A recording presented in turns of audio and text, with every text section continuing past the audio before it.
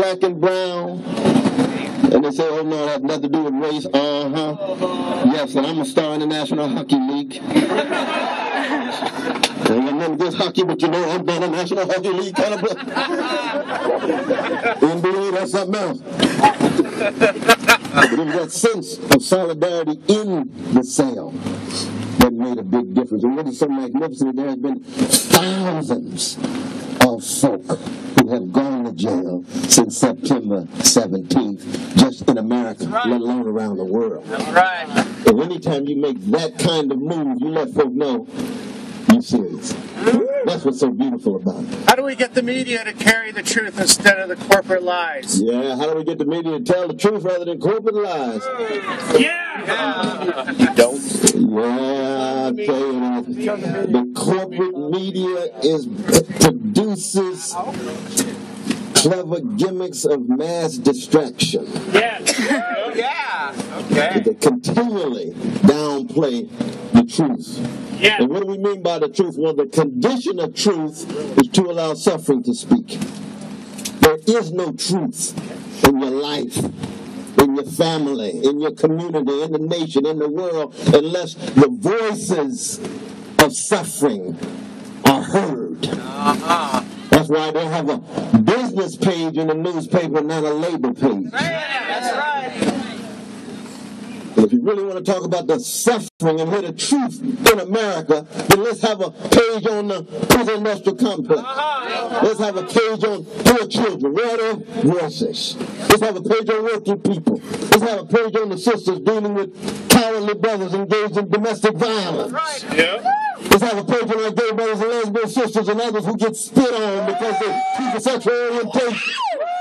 That's the kind of page we need to have to talk about truth. But that's what the Occupy movement is all about. We want a space in America, given all the mendacity and mediocrity and mean-spiritedness, that allows suffering to speak so that when we smile, it's connected with our struggle against that suffering. Right. And so how do we do that? You have alternative media. Thank God for Sister Amy Goodman. Sister Amy, we love her. We love her. Thank God for Mother Travis Smiley. We love the brother. Oh, yes, we got some alternative. I know I'm sure in Seattle you all have. You got alternative media right there. You got it right there.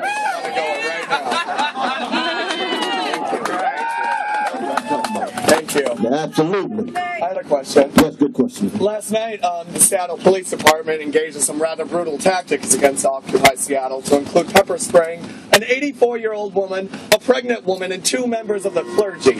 Do you have a message for our political leaders who would use police as tools of oppression against the 99%?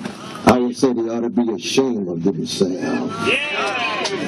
And in fact, we need accountability, we need answerability, and they need to take responsibility for engaging in that kind of obscene, immoral activity. Absolutely. That's right. Absolutely. Yes, my brother. So this has been going on for a long time in Seattle, right? And we have our Office of Professional Accountability. Oh, yeah, repeat the question. I'm sorry about that. Oh, come on up. By the way, I have a shout out to you from Tom Harding. He's going to be here. He said, hello, give him my regards. Okay. We love you, Dr. West. So we have this problem with police accountability all over the country, right? And they keep telling us that we have a civilian police review board here, which does nothing to bring about justice in our community. Our brother, a Native American wood carver, was killed here, John T. Williams, okay? He was executed by a police officer. That police officer is not being tried, he's not being charged with any criminal charges at all. So what can we do as citizens to make sure that our city council and our mayor and our police departments give us a voice and give us accountability? Because it's not happening, no matter how hard we try, no matter how many times we go to the ACLU and to the city, it never happens. Wow. No, I hear you. Occupy. Well, I appreciate that question. Yeah, I mean, it is difficult because so often the way the system is designed, that it doesn't provide the kind of space for justice to be done. And yet at the same time, I do want to salute the A&L, the libertarians who are fighting the SELU. They play a very important role. They try to create some wiggle space. So let's keep the issue visible so it comes to the surface. But they know they're cutting against the grain. We need more community organizations to keep the issue alive. So the Seattle Police Department is under Department of Justice investigation right now for racial profiling and excessive use of force, right? Wow, is that right? From Washington, D.C.? Yes. Oh. It's a federal investigation. That can be a positive thing because that generates tremendous visibility. I just wish that my dear brother Eric Holder were more vigilant about these kinds of things. If he was as vigilant about police brutality as he's vigilant against WikiLeaks, he'd be in good shape, wouldn't he? The fired up on WikiLeaks, didn't it? Yes, another question. Profitable. So, you mentioned love, and what I want to emphasize, or what I want to ask is, when you say love, are you phrasing like you just said love for the people? We're talking about love for the people, that meaning we'll fight, we'll kill and die for our people, or Care Bear, Ghana Gets Love? I just want to clarify that. No, I hate it. No, the Care Bear's got something going on there. No, I say that because I got a daughter and I read Care Bears to just keep that compassion flowing. Like Charlotte's Web, you know what I mean? You have to keep that compassion going. Is that right, my sister? No, but when I talk about love, I'm talking about the most difficult, the most dangerous, the most subversive force in the world. Because when you're talking about love, it means you have a steadfast commitment to the well-being of others and you're willing to do what it takes to ensure that their humanity is always affirmed. Always affirmed. That's what I mean by love supreme. When John Coltrane talking about love supreme, he's just not playing the saxophone. He's talking about his heart, his mind, his soul is a steadfast commitment to make sure that the well-being of all of humanity is elevated, and the best he can do is play his horn, just as the best we can do is occupy at the moment. Now it shifts from context to context. It shifts from context to context. Somebody like Martin Luther King Jr., Desmond Tutu, they are radical pacifists. So love for them always takes a form of nonviolence. Our Quaker brothers and sisters have the same tradition. It's a great and it's a grand tradition. Now, I happen to be a Christian, but I'm not a pacifist. So I believe in just war. I would have fought against Hitler. Hitler's a gangster. He's trying to dominate the world. I got to throw down. I would have fought against apartheid in South Africa with Nelson Mandela. Still out of love, though. Still out of love. So you see how the love has different traditions. It manifests in different ways. A rich pacifist tradition and a tradition under which, under certain circumstances, you have to defend yourself, and under other circumstances, you fight in the context of serious engagement. Dr. West? Yes, question. I'm wondering... Well, come on to this. Give our sister a hand now. AFP. Absolutely. I'm just wondering if you have a message for both the president and the chancellor of the Seattle Central and Seattle Community Colleges District in light of the opposition to the occupation. The opposition from the... Yes. Our administration wants them gone. Oh, yes. No, but we're here. We're here. And it's just like, Mayor Bloomberg in New York. They come up with different strategies. We're still here. We might not be in the exact same space all the time, but we're still here. We're not going anywhere. And in the end, as has been said so eloquently by so many of the other brothers and sisters in the Occupy movement, even if you're able to evict a particular group at the moment, you can never evict the vision, you can never evict an idea, you can never evict a commitment. But they're going to be manifested one way or another. Right. Yes, yes. There's a question right in the back there. I have a question from this gentleman. Oh, okay, yeah, just come right on up. Okay. I just want to say first, it's been a pleasure to hear you speak so far. Oh, thank you for speaking so they can hear you. Well, the main criticism of the Occupy movement has been that there's no clear goal, and for some people it's getting money out of politics, and sometimes there's a socialist agenda. I just want to know from you, what should we want to achieve? What does the best possible America look like? Or, does that make sense? Yeah, absolutely. See, I think anytime you're talking about a movement, especially a movement in its early stages, the last thing you want to do is zero in on just one or two demands.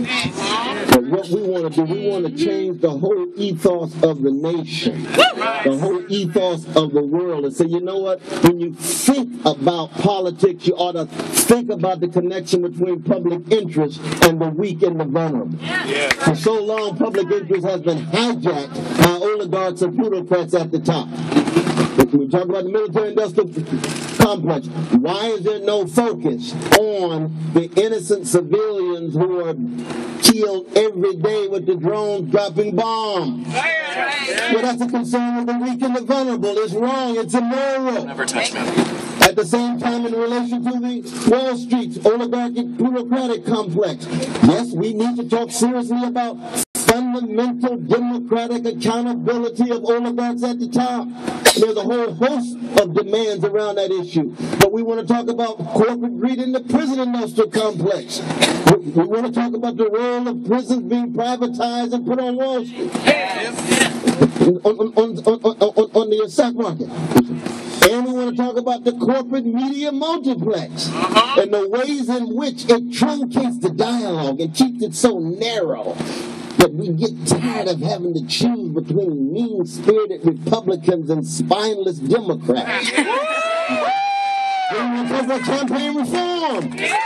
The relation of the Supreme Court and its decisions to corporations as persons, using the 14th Amendment, which was written for what? The 4.2 million ex-black slaves in America who had their personhood affirmed by the 14th Amendment, now appropriated 100-some years later over and over again by corporations saying they're a person, they have the same rights as individuals. All of these issues are connected, and we need a systemic analysis that always makes these connections and is not just reducible to one demand so the newspapers will be able to focus on something. For the various reasons. Now, indeed, as it continues to grow, various kind of demands may surface at the moment more so than others. But you don't want just that one or two demands. Where's the brother asked that question? Where'd he go? There he is. You see what I mean? You don't want just that one or two demands and say, that's all that we are about. No, it's much, much more complicated than that. We got ecological catastrophe impending. Right. They've got pipelines trying to be created from Canada all the way down to the Gulf of Mexico. Stripping the planet, stripping nature. Can nature speak? Not like us, but nature does speak back. We violate nature. It does speak in its own way, in its own language. So this talk about demand for me is something that the mainstream press, I have deep suspicion. Very deep. Indeed, we got a question. Yes, come forward. Hi. Yes, how you doing there? Good to see you. So my question is, what are the differences and similarities you see between the Patriot Act and Contero Pro in the 60s in terms of suppressing movements and isolating individuals? Yes, I heard that question. You all got some wonderful questions here. What is the relation between COINTELPRO and the new movie out on J. Edgar Hoover? I think Brother Leonardo's in it, right? Right. J. Edgar Hoover goes all the way back to 1916 with the Palmer Rage. In Palmer Rage, 1916, and socialist mayors of Oklahoma City, socialist mayors of Milwaukee, were pushed out, exported, deported, all the way through the 1960s, Martin Luther King Jr., every day of his life under FBI surveillance since January 1956. Black Panther Party, FBI surveillance, SDS, FBI surveillance. Now, I'm sure we got some FBI brothers and sisters here. Hello. Good to see you. Yeah, that's right. We free. We telling the truth. And I'm a Christian, so I love you, but watch out. Dr. West. But the point is that anytime ordinary people come together, you're going to have various kinds of strategies deployed by the powers that be, including paid informants, including infiltrators, and so on and so forth.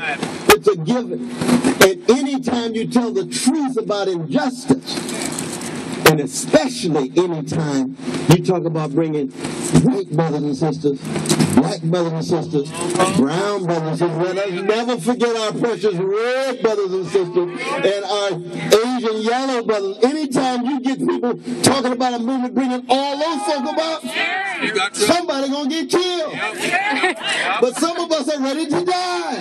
That's all right. I got my cemetery clothes on every day. I'm pressing ready. Now that's not true for everybody. But some folk got to be ready to die. It's just a fact. The powers that be are serious. They'll crush you like a cockroach. Why? Because so much is at stake. But you know what? Many of us are willing to fight. That's right. Like tigers. Because justice is at stake. And the children and the elderly and the orphan and the widows are at stake. So COINTELPRO has a long history.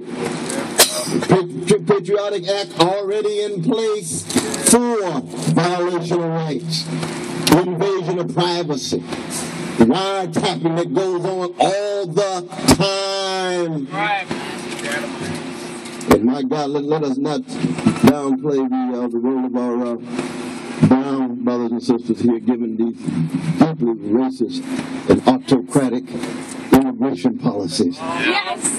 There was 1 million of our brothers and sisters in the immigration movement that marched last May. That's a whole lot of folks. That's right. That's a whole lot of folks. But can you imagine you get so many of the brown brothers and sisters coming together, and you get the black brothers and sisters coming with the hood, coming out of the hood? Oh Lord, I've been suspicious of these white brothers and sisters for a long time, but you know what? They are serious. And lo and behold, we got a new context now where I see that they affirm my humanity and concern about my situation. Then they start getting calls from Egypt and say, oh, you know, they didn't think we'd be able to do anything, but we toppled the tyrant who the United States supported for 30 years. Then you get a call from Amsterdam, a call from London, and they say, oh my God, we got a serious movement in our hand. We got to unleash all the infiltrators that we can. And what else will they do? They'll try to call out the leaders. We'll give you a television show. We'll give you access to the top. We might even invite you to the White House where you can have a beer summit. Maybe 2.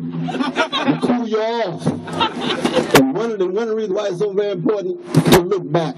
But see, when you look back at somebody like Martin King, what was it about Martin that moved us? So it wasn't that we all politically agreed with the brother, or ideologically agreed with the brother, but what was it?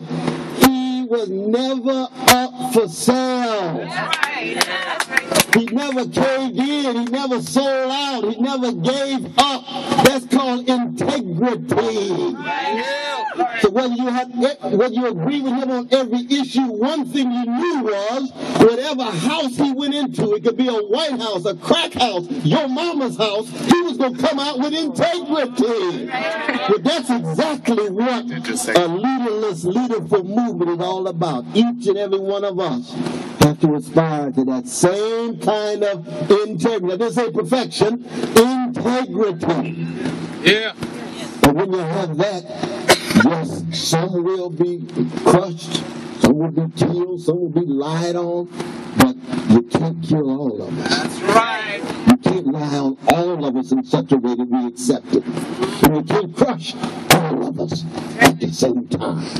And the ones that do get crushed, we shall forever remember them. Because their spirit is with us as we move forward. I know that's a long answer to that question, but that's a serious question right here, my dear sister. Thank you, Dr. West. Thank you so much. I wanted to expound a little bit on Mark's representing the wondrous, awesome Tom Hartman out in Washington, D.C., giving a shout out to you. And he mentioned about an hour ago on the air that you and he had co-chaired some panels and other things at the Fighting Bob Follett Fest in Wisconsin. And I would very much like for you to expound a bit on your being exposed to the people in Madison and around Wisconsin, and what the impact of their quiet but determined resolve not to say no. I mean, they were always saying, yes, we will change things, but we will do it peacefully, we will do it forthrightly with integrity, and just show the sham of the corruption that is trying to dissolve and destroy our democracy.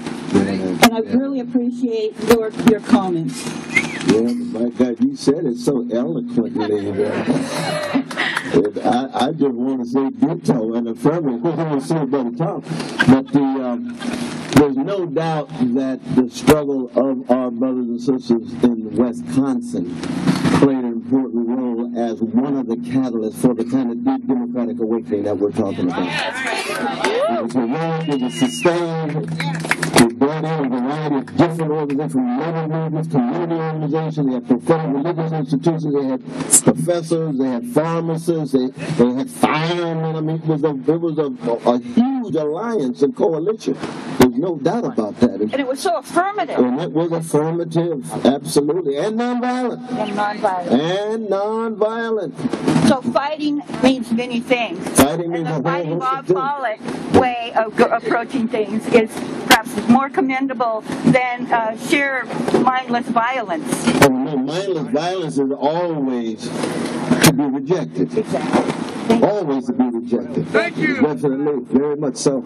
As I said before, when we talked about the nonviolent movement of Martin King, let's say, versus a just war theory that I was talking associate myself with, it's only under very, very distinctive circumstances that one even think about being violent. Now, in my own particular case, I mean, somebody messed with my mama, I'm not nonviolent. That's why I'm talking about a fight against Hitler. Hitler's going to be difficult in terms of being nonviolent. The leaders in apartheid South Africa are going to be difficult in terms of it. But we're nowhere near that, but I'm just talking about the theory. But we can come together and have a discussion and dialogue and critical exchange about it, because any kind of movement like Occupy movement is going to have a variety of different voices and viewpoints and visions. We've got some anarchist brothers and sisters here.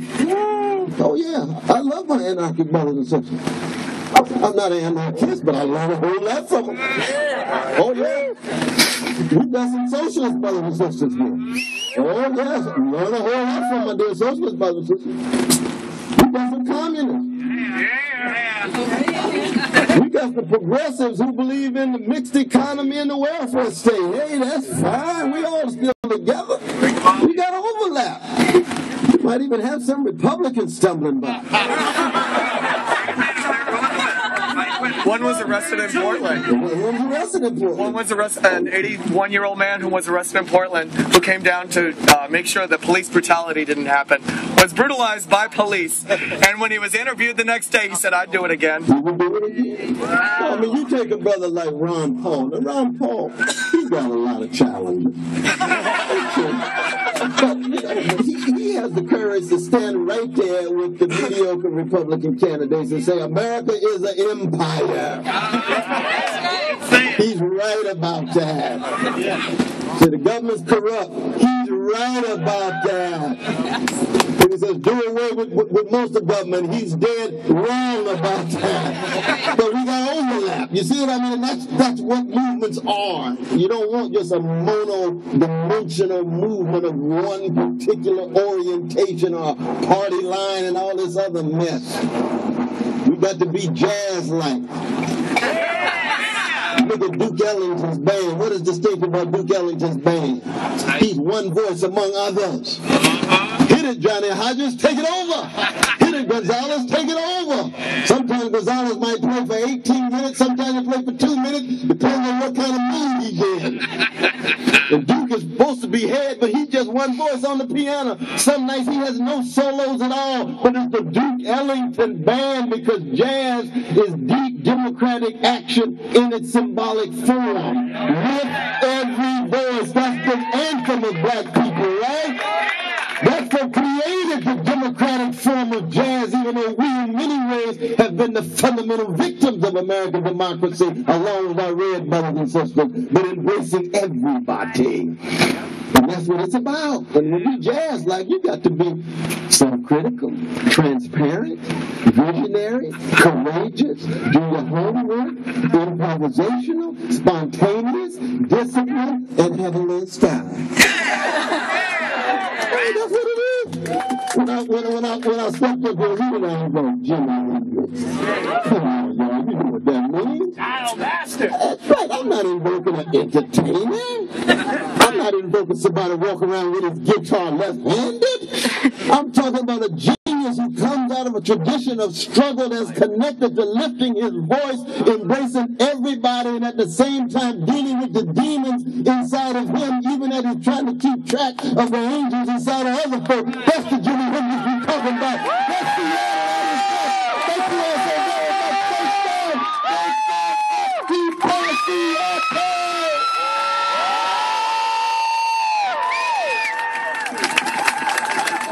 All right, guys, so that was Cornel West. That was Cornel West.